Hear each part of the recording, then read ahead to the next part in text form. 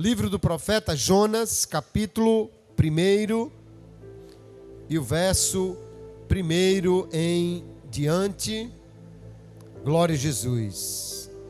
Diz assim a palavra de Deus: a palavra do Senhor veio a Jonas, filho de Amitai, dizendo: levante-se, vá à grande cidade de Nínive e pregue contra ela, porque a sua maldade subiu até a minha presença. Jonas se levantou, mas para fugir da presença do Senhor, para Tarsis. Desceu a Jope e encontrou um navio que ia para Tarsis. Pagou a passagem e embarcou no navio para ir com eles para Tarsis, para longe da presença do Senhor. Mas o Senhor lançou sobre o mar um forte vento, e levantou-se uma tempestade tão violenta que parecia que o navio estava a ponto de se despedaçar.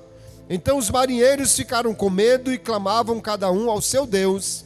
Lançaram no mar a carga que estava no navio, para que ele ficasse mais leve. Jonas, porém, havia descido ao porão do navio, ali havia se deitado e dormia profundamente. Amém. Até aqui temos lido a palavra de Deus. Vamos orar agradecendo ao Senhor por esta palavra. Querido Pai, nós te louvamos, queremos glorificar o teu nome, Senhor, por tudo que nesta noite já tens falado conosco, nos cânticos, na palavra que agora lemos, e nós te somos gratos, Senhor, pela liberdade, pela oportunidade que temos de ler, de estudar e de proclamar a tua palavra.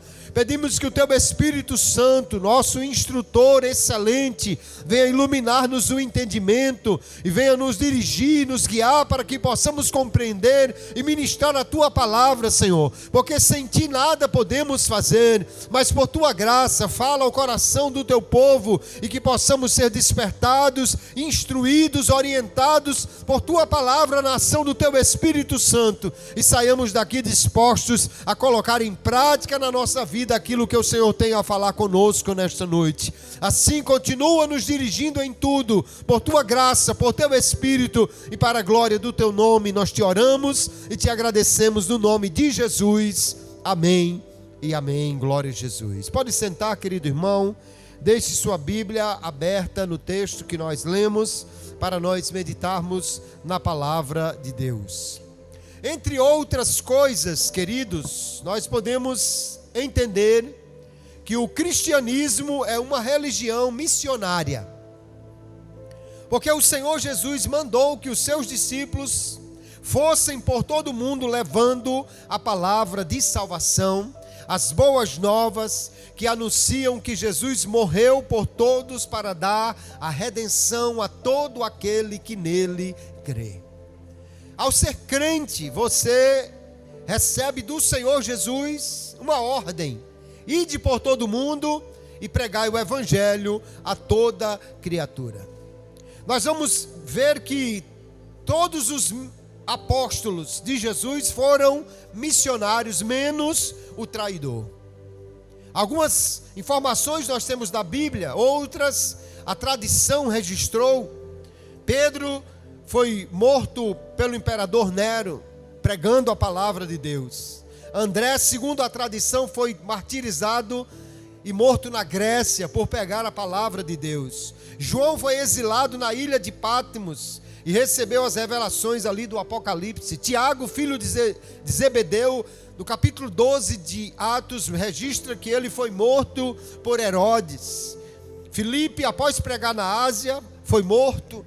Bartolomeu pregou na Armênia, na Índia, na Mesopotâmia, e foi martirizado. Mateus, diz a tradição, que pregou na Pérsia, na Etiópia e foi morto. Tomé pregou na Índia e foi morto. Tiago, filho de Alfeu, diz que foi morto em Jerusalém por pregar a Cristo. Tadeu foi morto no Egito e Simão o Zelote no norte da África, onde foi martirizado durante o reinado de Domiciano. De todos os 12 apóstolos, apenas Judas enforcou-se, portanto não pregou para ninguém, mas eles eram missionários e pregaram a palavra de Deus. Aliás, há uma frase de Spurgeon, pregador britânico, que dizia: todo cristão é um missionário ou um impostor, porque nós somos chamados para sermos testemunhas de Jesus e pregar a sua palavra. Porém, nós vemos que muitos crentes, eles encontram obstáculos, dificuldades para pregar, para cumprir o ID de Jesus. O que impede os crentes, todos, de serem testemunhas de Jesus, anunciadores da salvação? Porque muitos não pregam, não falam de Jesus. Hoje nós vamos olhar para um homem que também teve dificuldades de levar a mensagem de Deus. E que possamos aprender com o profeta Jonas sobre missões e a necessidade que temos de ir e fazer aquilo que o Senhor nos ordenou.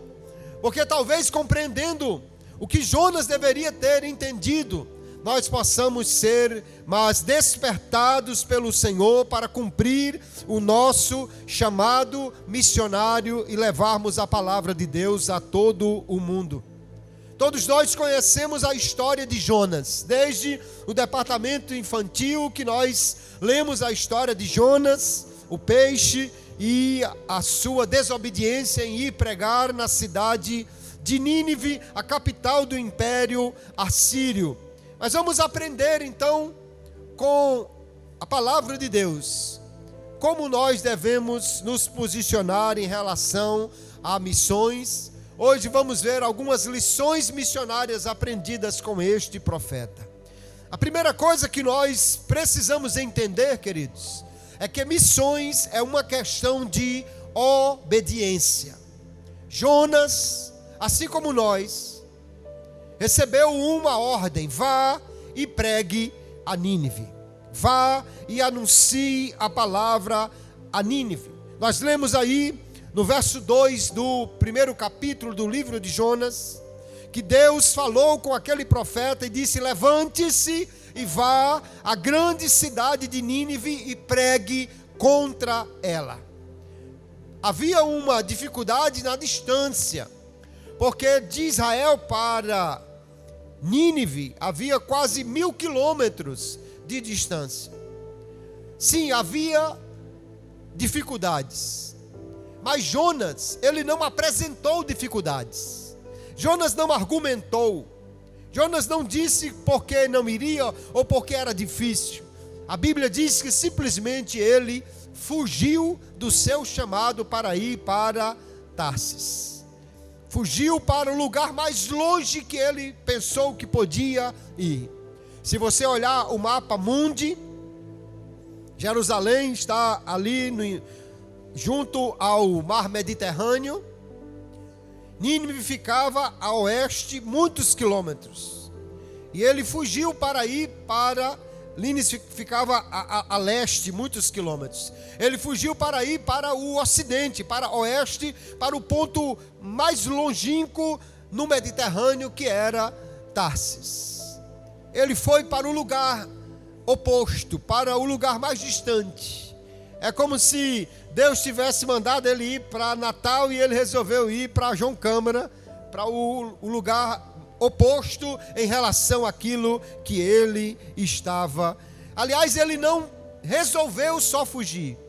O texto diz que ele pagou uma passagem para fugir da presença de Deus. Entenda uma coisa, queridos irmãos: obedecer a Deus tem um preço, mas o custo da desobediência é muito maior.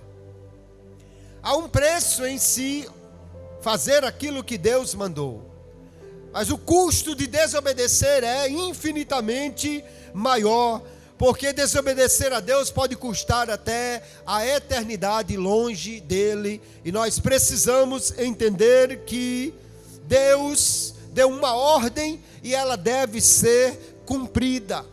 Se Jonas tivesse obedecido, Deus haveria de providenciar o transporte, a proteção e tudo o que ele precisasse, porque Deus tem compromisso com aquele que obedece a sua palavra e vai quando ele ordena que faça isso.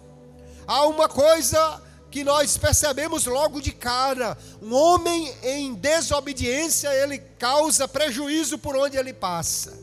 Porque Jonas está no navio, mas Deus envia uma tempestade, Deus dá uma ordem ao vento, e agora vem uma forte tempestade sobre aquele mar, sobre o Mediterrâneo, e o barco está a ponto de se partir. A carga é jogada fora. Um crente desobediente é um homem perigoso. Se você conhece um, fique longe dele, porque já está causando prejuízo só em ser desobediente a Deus por onde ele passa. Sabe uma coisa que chama a atenção quando você lê o livro do profeta Jonas? É que Deus dá uma ordem ao vento e ele obedece. Deus dá uma ordem ao peixe e ele obedece. Deus dá uma ordem à boboreira e ela obedece. Deus dá uma ordem à lagarta e ela obedece e come a boboreira. Deus dá uma ordem ao vento do deserto quente e ele obedece. Só há um desobediente neste livro. E é exatamente o homem de Deus. O profeta de Deus. É o único desobediente neste livro. Toda a criação obedece à voz do seu Senhor. Mas o profeta, o homem de Deus, aquele que deveria ser o primeiro a obedecer, é o único que tenta fugir de Deus como se isso fosse possível e se torna desobediente à voz do seu Senhor. Jonas deveria entender: se Deus mandou, eu vou. Porque não é apenas uma questão de escolha para nós, mas é uma questão de obediência àquilo que Deus nos mandou fazer. Jonas resolveu deliberadamente, pagou para isso, esforçou-se para fugir do chamado de Deus. Por quê? Porque os seus interesses eram diferentes dos interesses de Deus. Deus queria salvar Nínive. Jonas parece que queria que eles fossem destruídos. A gente até consegue entender o que há no coração de Jonas, porque os ninivitas, segundo a história, eram conhecidos como um povo cruel, um povo bárbaro, um povo que fazia coisas terríveis com os seus inimigos. E este povo, a Síria, já havia se levantado contra Israel muitas vezes. Era seu inimigo. Mas Deus, Ele quer salvar o mais vil pecador. Deus quer salvar a todo homem. Deus queria que os ninivitas se arrependessem. Jonas queria apenas que eles fossem destruídos, talvez por vingança daquilo que eles fizessem.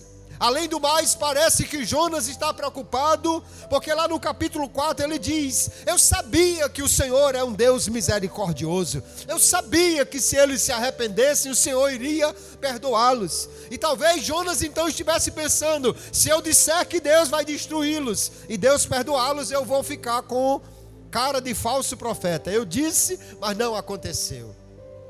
Jonas parece que está mais interessado em defender a sua fama do que a fama de Deus como um Deus perdoador, misericordioso e que quer salvar a todos os homens.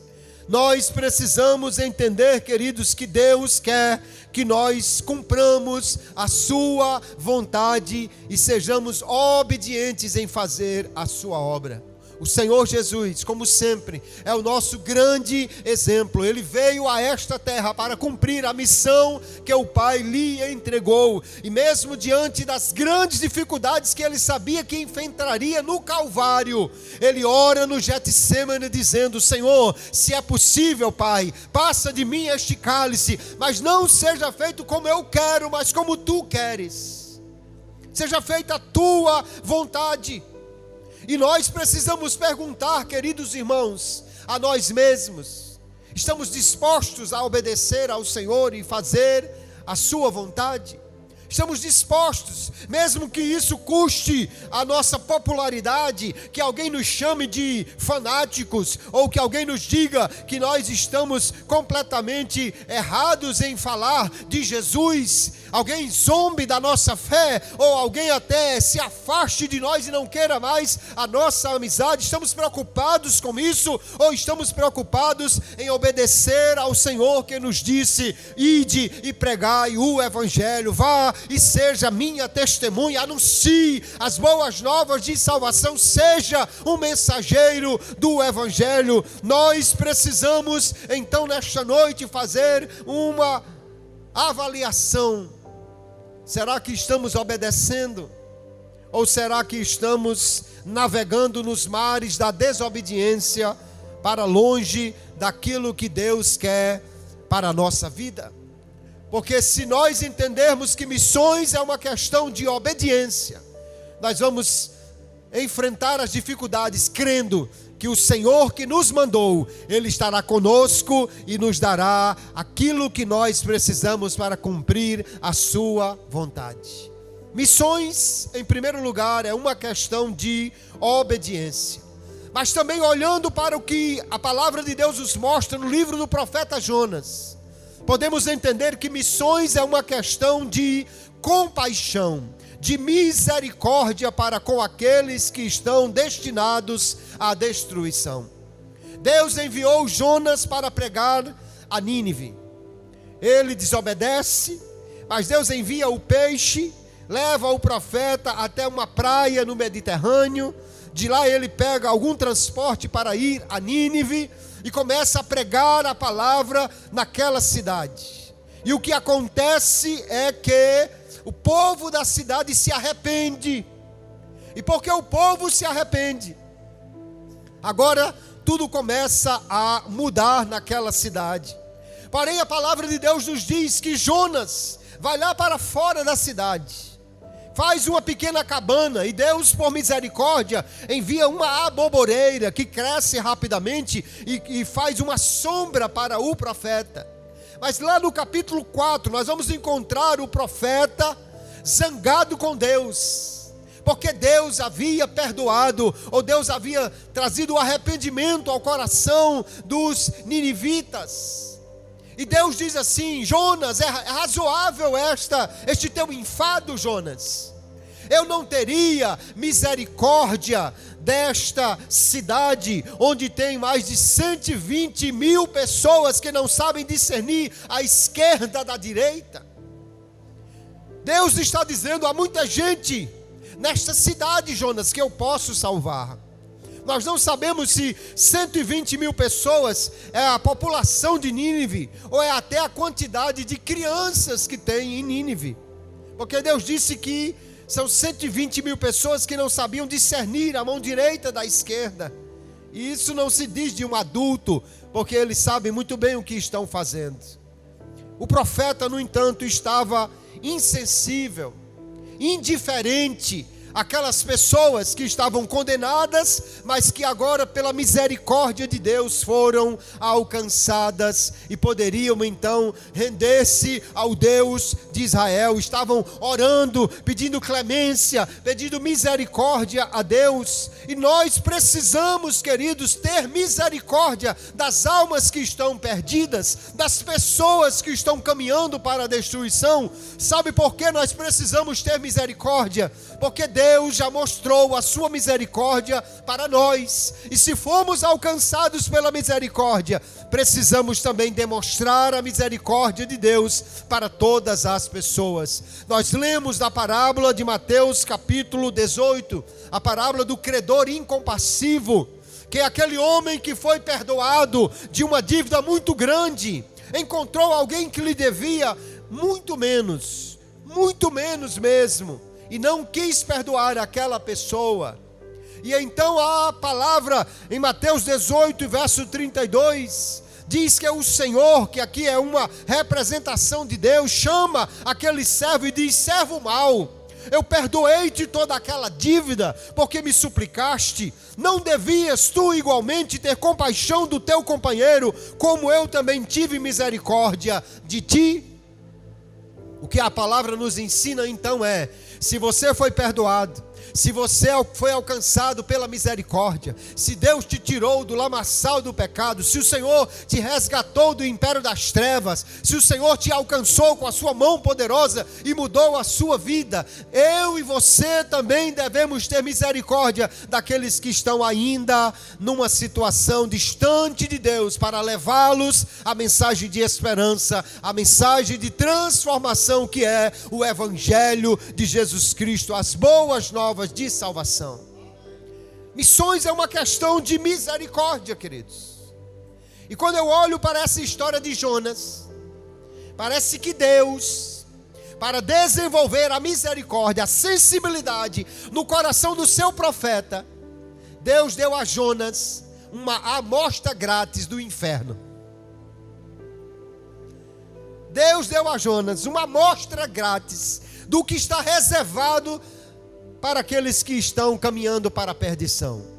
Ele foi engolido por um peixe, não uma baleia, né? A gente às vezes diz a baleia, mas a baleia não é um peixe. E baleias não comem pessoas ou objetos tão grandes. Talvez um peixe tubarão, um tubarão baleia, um grande peixe engoliu Jonas. Ele foi parar no estômago do animal. Um lugar escuro, em trevas, um lugar que queimava, porque todo estômago tem ácido, um lugar desesperador, porque não tinha mais saída, um lugar que parecia que definitivamente ele queimaria até morrer e ficaria eternamente nas trevas. Parece com o inferno? Parece. Com aquele lugar que Jesus disse que o fogo nunca se apaga, com aquele lugar que Jesus chamou de trevas exteriores. Parece que Deus deu uma amostra grátis do inferno a Jonas para dizer: Jonas, é assim que vão viver eternamente as pessoas que estão longe de mim. Tenha misericórdia.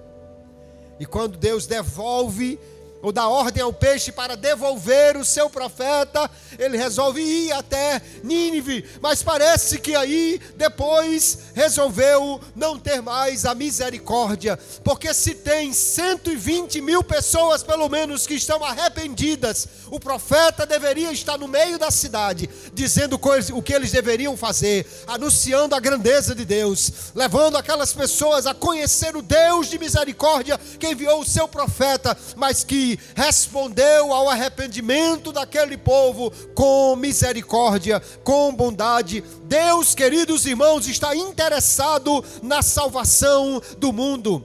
O livro de Jonas é um testemunho eloquente de que Deus quer salvar todos aqueles, mesmo os mais cruéis, mesmo os mais distantes. Deus quer salvar todo aquele que crê no Senhor Jesus. Na segunda epístola de Pedro, capítulo 3 e o verso 9, ele diz: o Senhor não retarda a sua promessa, ainda que alguns a tenham por tardia, mas é longânimo, é paciente para convosco, não querendo que alguns se percam, senão que todos venham a arrepender-se. Deus quer que todos se arrependam. Mas como poderão se arrepender se nós não levarmos a eles a mensagem de salvação que gera o arrependimento no coração do homem? Missões é uma questão de misericórdia, queridos irmãos, porque Deus não tem prazer na morte do ímpio. Mas o texto do profeta Ezequiel, capítulo 33, verso 11, ele diz que Deus quer que o ímpio se converta do seu caminho para que ele viva. Se Deus quer que os homens se convertam, nós precisamos ser agentes de Deus para levar a palavra de esperança, a palavra de salvação, a palavra que gera transformação de vida. Você pode comunicar a palavra de Deus de muitas maneiras. Um versículo que você compartilha, um folheto que você coloca na caixa de correspondência de alguém, uma palavra de esperança que você diz para uma pessoa. Isso é o chamado da igreja para ter misericórdia daqueles que estão caminhando a passos largos para a destruição. Certamente você conhece pessoas que estão distantes de Deus, pessoas que precisam de mudar de vida para não irem para a destruição. E eu e você, queridos irmãos, somos os agentes de Deus para proclamar ao mundo a mensagem de esperança e de salvação. Jonas era inútil lá fora da cidade, debaixo da ababoreira. De nada servia um profeta escondido fora da cidade, do conforto da ababoreira.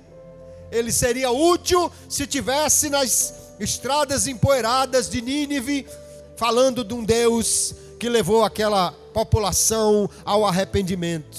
Ele recusou-se a partilhar da alegria da cidade depois que Deus perdoou a sua maldade. Mas a palavra de Deus nesta noite nos convida a nós repensarmos onde estamos e o que estamos fazendo, porque há muitos profetas que estão mofando em lugares onde eles não são úteis. E a palavra de Deus para mim e para você nesta noite é: sai da ababoreira, profeta.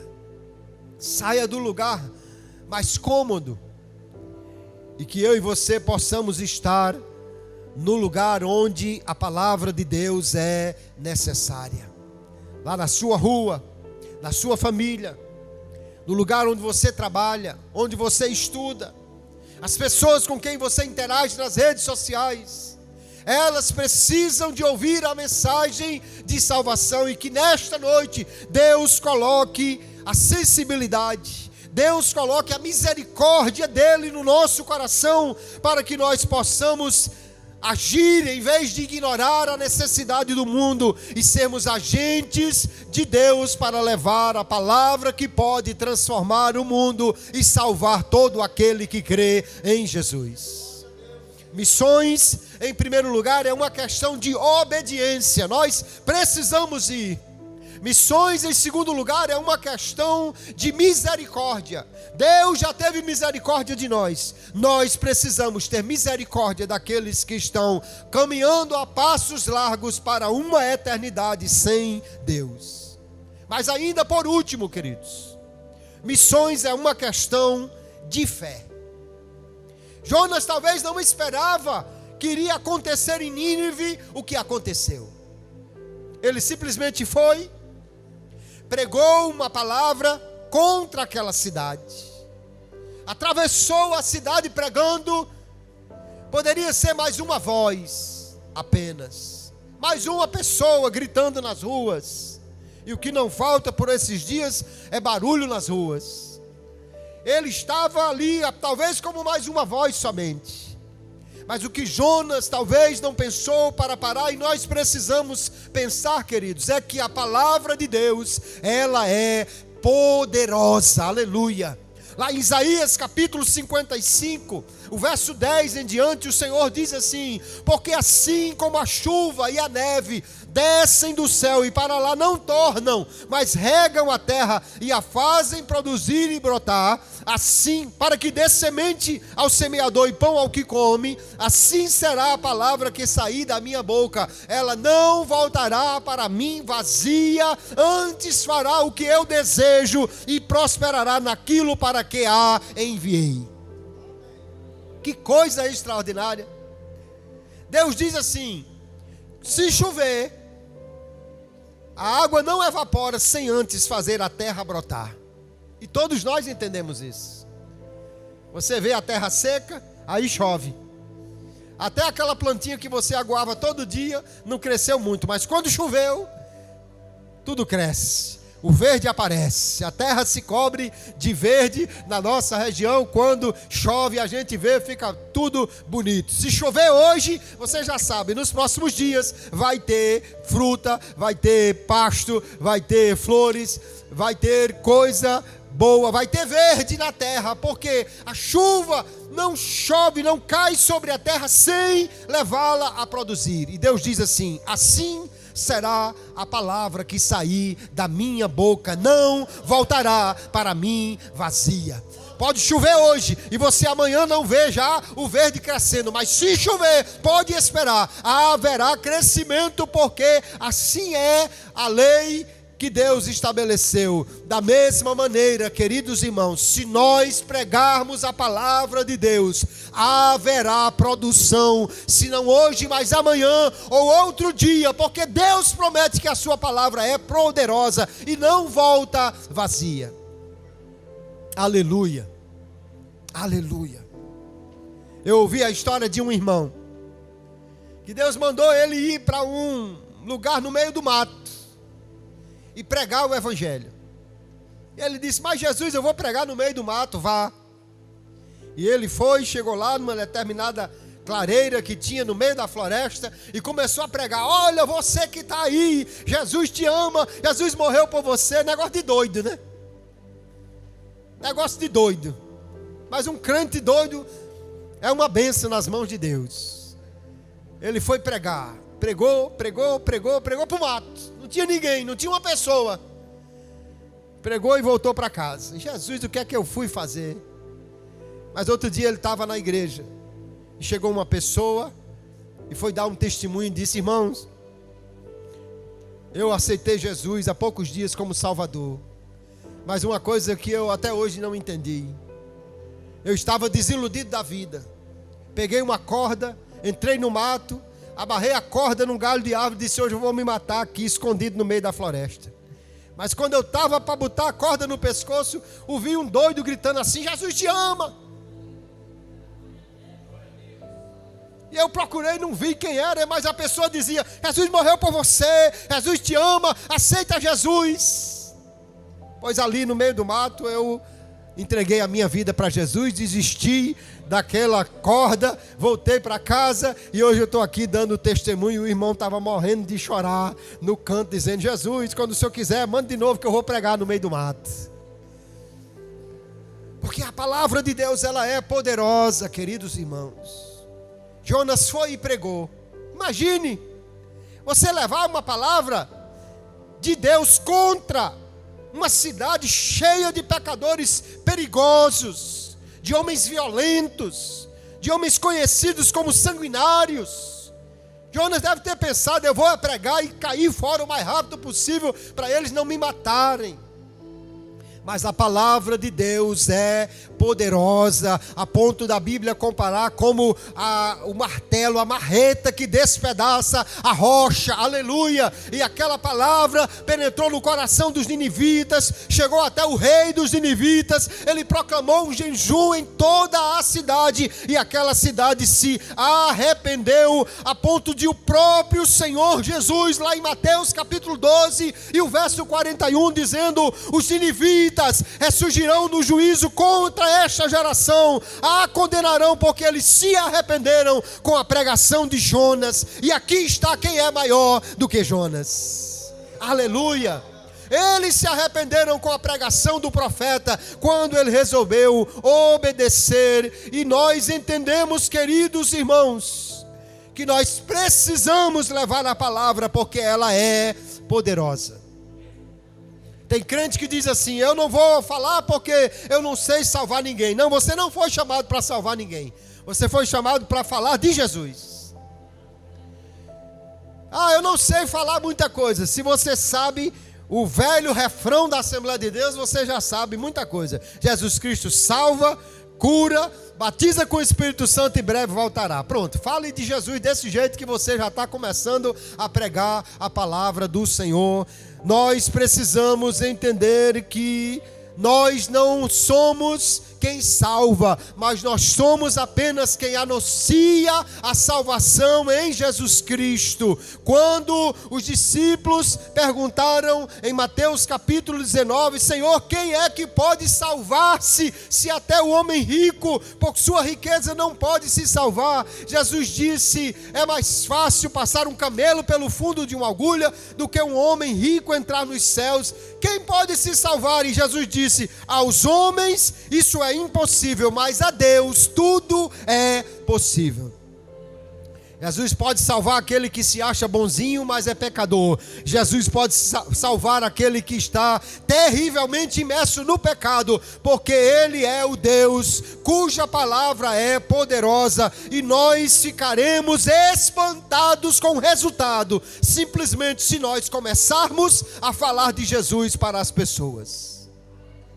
Porque você fala e Deus é quem dá o resultado. O apóstolo Paulo, em 1 Coríntios capítulo 3, o verso 16, diz: eu plantei, Apolo regou, mas Deus é quem deu o crescimento. Você só planta, você só fala, você só anuncia, você só prega, mas Deus é aquele que faz, por seu Espírito Santo, que a palavra chegue ao coração, gere o arrependimento e a fé, que é uma resposta do homem à mensagem de salvação, quando alcança o seu coração. Eu e você, queridos irmãos, somos chamados a sermos missionários. Missões é uma questão de obediência. Nós precisamos ir.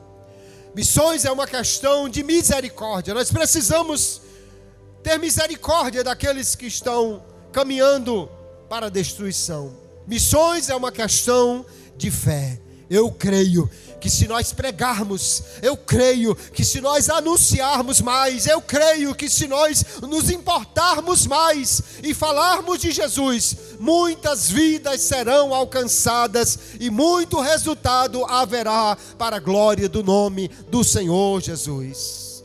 Talvez você conheça aquela história de uma praia que estava cheia de estrelas do mar. As ondas trouxeram aquelas estrelas do mar durante a noite e espalharam na praia.